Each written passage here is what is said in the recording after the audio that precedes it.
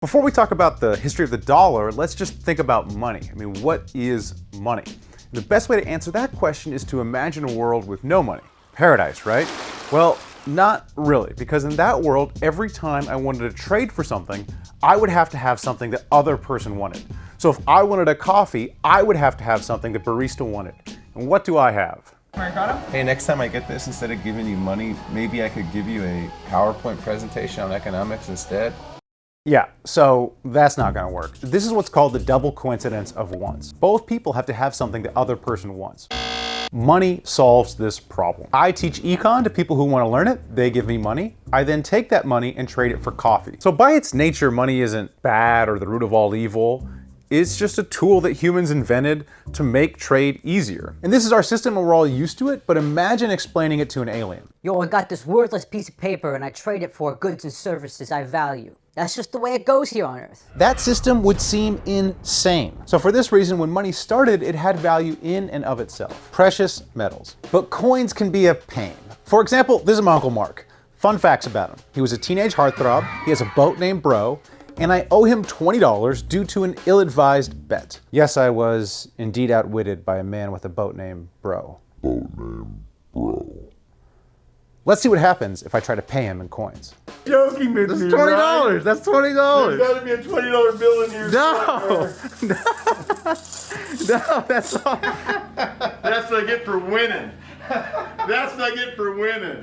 So paper's better. It's lighter, it's simpler. You don't have to mine gold or anything. You just print it. But whoever gets to print it then has incredible power. Now, originally the British Crown did not want to give this power to the colonies. So for most of the 1600s, the money in the colonies was gold and silver. But in 1690, the Massachusetts colony had a problem. They owed some soldiers some money they didn't have. People with guns are about the worst people to owe money to.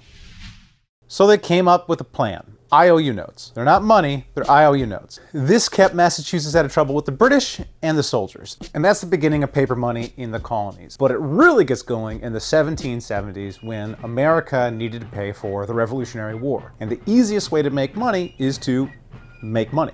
And they printed up a ton of it, what were called continental dollars. Now here's the fundamental problem of printing money. You got an economy. There's the stuff in the economy and there's the money. Now you can make more money, but you can't make more stuff. So if you make more money, the price of that stuff just goes up. More money chasing after the same amount of goods just makes prices rise. Then the money is worth less. This is called inflation, and that's what happened to the continental dollar. They printed more and more until it was worth nothing. But hooray, the colonies end up winning the war anyways, thanks partially to an assist from France. And let's remember that because later we're gonna get real mad at them. So right now, vive la France. Anyway, the colonies set up their own government, and they're like, man, we pretty much OD'd on that paper money thing. That was a bad trip. Let's not do that. No more paper money for that man. And they didn't. So there's no this at the founding. There's just metal coins. And as we covered, that gets kind of annoying. So here comes banks. So banks say, bring us your gold and we'll give you some paper that proves that you have gold here. Then people just started using that paper as money. So in the early 1800s, it's like each bank gets to issue their own currency. So you might have some questions about this system, like what's stopping the banks from just printing money? As long as everyone doesn't come and ask for their gold back, I mean, you're good as a bank, right? And banks knew this. I mean, hilariously, some of them cooked up schemes to stop people from coming to ask for their gold. One scheme actually looks a lot like what happened in this classic episode of Nathan For You. Plan, $1.75 gas after rebate. A rebate will legally allow Daniel to advertise the cheapest gas in the country, and because it would be such a great deal, it would only be fair to make claiming this rebate a bit more inconvenient than normal, by asking customers to drop it off in person at the top of a mountain. Here's how the banks did it. Our paper money is only redeemable for gold at our headquarters. Then they put their headquarters in the middle of nowhere. Yeah, that's a good, tricky way to make money. But this was just a few shady banks, and most banks had enough gold on hand to cover people asking for their gold back. But here's another issue. If you give me a note from your bank, how do I know it's worth anything? I don't know anything about you. I don't know anything about your bank. It could be made up. There were actual banks in this time that put Santa Claus on their notes, and I'm supposed to take them seriously? At one time in the mid-1800s, there were over 8,000 different types of currency from different banks. I mean, you would need a book to keep track of all of it. And luckily, there was such a book. This book. It had what each banknote was worth. Every time someone paid for something, the clerk would have to take out this book, find the banknote, and figure out how much it was worth.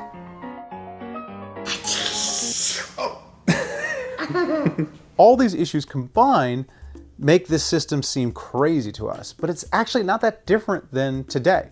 Banks today also don't have enough cash in reserve to cover their deposits. And try closing out your account. I mean, you don't have to go to the middle of nowhere, but it certainly isn't easy. And changing currency from one banknote to another isn't so different than ATM fees today. And although this system seems really inefficient, most economic historians don't think that this system was that much of a drain on the US's early economic growth. So if this wild system of 8,000 different types of bank money sort of worked, where did US federal paper money come from? Well, once again, the US was in a war and it needed money.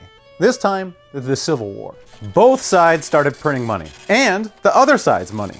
In fact, one northern counterfeiter was responsible for 2% of the South's money from 1862 to 1863. This dude served his country by printing money and spending it. Now, what's fascinating is you can actually track the progress of the war by looking at the value of northern currency. Dear Martha, today the battle was lost, but you surely already know this by noticing the decreased purchasing power of your currency.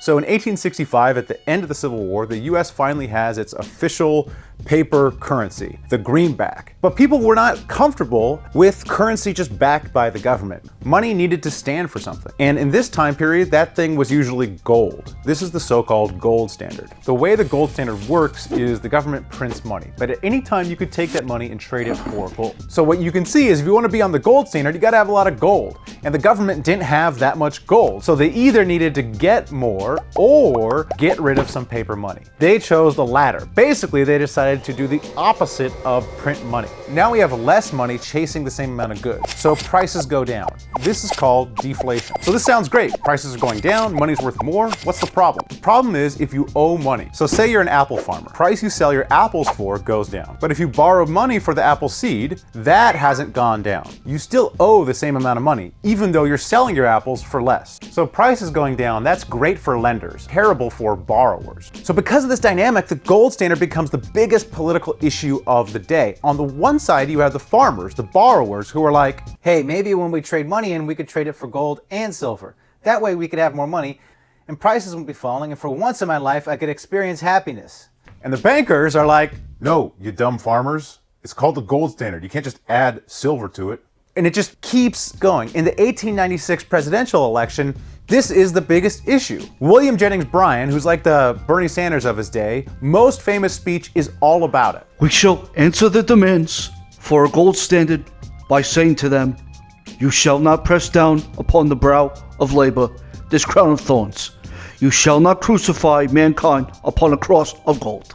It's even in pop culture. The book Wizard of Oz, which was written in 1900, is all about monetary policy. The yellow brick road represents the gold standard. The Emerald City and the Wizard represent phony politicians. And how does Dorothy solve her problem in the end? She clicks her slippers, which in the book are silver. So the beloved Wizard of Oz is actually just a piece of pro-silver propaganda. So how does this mess get resolved? Is there some grand political compromise, or does some wise economist save the day?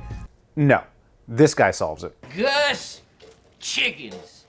Well, not him specifically, but a bunch of prospectors fixed the problem. In the late 1890s, gold is discovered in Alaska. Now there's more gold, so the US can print more money and prices stabilize. Right now, maybe you're wondering, is it a good idea to have your entire country's monetary policy depend on prospectors? I'd be more worried about coyotes if I were you. Turns out it's not, because things are about to get a lot worse. In the 1920s, France gets back on the gold standard after having gotten off it because they needed to print a bunch of money to, you guessed it, fight a war. And when they go back on the gold standard, they say, hey, we're gonna give you actually a lot of francs for your gold. So everyone with gold starts moving it to France. Basically, France is offering the best deal on gold. Normally, this isn't a problem because if one country offers a good deal on gold, gold goes to that country, then that country prints money, then prices go up, and now your gold can't buy as much stuff in that country. So then gold stops going to that country. That's how it's supposed to work. But France decides to not print any money. They just hoard the gold. Now remember, on the gold standard, people can trade paper money for gold whenever they want. So all these other countries are losing their gold reserves to France. So the US has to figure out a way to stop people from taking gold from the US to France. And the way they do this is by raising interest rates. Basically said, look, stop taking your gold to France. Keep it here, we'll pay you more in interest. So let's review. France gives a good deal for gold. Gold goes to France. Usually this isn't a problem, but it is a problem here because France refuses to print money. So everybody else has to raise interest rates. What's the big deal? Well, the big deal is it's the middle of the Great Depression. Raising interest rate means borrowers go broke. It means businesses can't get loans. It means people can't invest in things. In short, it's the exact wrong thing to do in the middle of a financial crisis. Interest rates, monetary policy, gold standard, maybe this is all boring to you. But these are the most catastrophic events of the 20th century. If France didn't do this, maybe the 1929 crash doesn't become the Great Depression. If the Great Depression doesn't happen, maybe World War II doesn't happen. Now, the British at the time understood all this. They go to France and they're like, hey, all our gold is leaving, and that's really annoying because we gotta raise interest rates in the middle of a depression. And France's response is, if you don't want gold to leave, just raise interest rates. This would be like if your neighbor's dog was pooping on your yard and you go to your neighbor and you're like, hey, I'm tired of cleaning up your dog poop. And your neighbor's response is, if you don't want dog poop on your yard, all you gotta do is clean it up. The Brits understandably go crazy and they say, look, we invented the gold standard, we can go off it. And so they go off the gold standard in 1931. The US follows in 1933. And most economic historians mark the recovery at this moment when countries leave the gold standard. Now, the US doesn't technically go fully off the gold standard until the 1970s, but the 1930s really marks the point where countries start moving away from the gold standard and to our current system, which is called fiat money. Now there's just this. There's nothing backing it. It runs entirely on faith. It has value because we believe it does. So the people in charge of the dollar, the Federal Reserve, now have incredible power because they can create money whenever they want. All those alchemists in the Middle Ages who were trying to turn lead into gold, we've effectively done that. The chairman of the Federal Reserve can push a button and out of nothing comes money. And it may make you uncomfortable, and maybe it should make you uncomfortable. And there are indeed huge potential downsides, namely inflation, and that is a real concern.